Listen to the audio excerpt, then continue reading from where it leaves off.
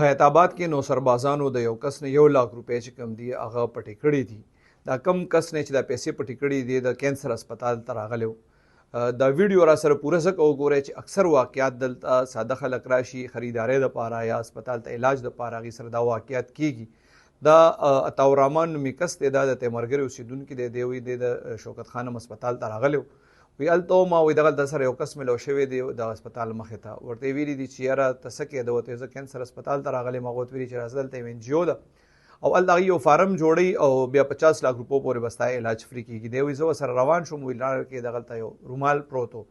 وایي د کس هغه اوچت کو. دې دوران کې نور کسان رالل او وایي چې یاره دلته موږ نه پیسې غورځېدلې وې، تاسو تلاشي راکئ.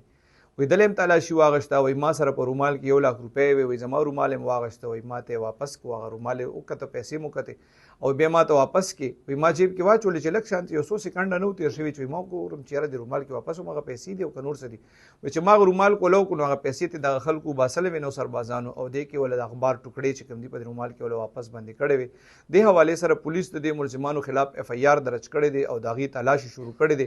دی وایي د نو سرباز سړي دته ویلي دي چې یاره زه هم د کینسر مریض یم او ما هم د دغه ځای نه فارم جوړ کړی دی. الله دې وکړي چې دا په رښتیا باندې د کینسر مریض که نه وي نو چې شي ځکه چې دې سړي سره ډېر زیاتی کړی.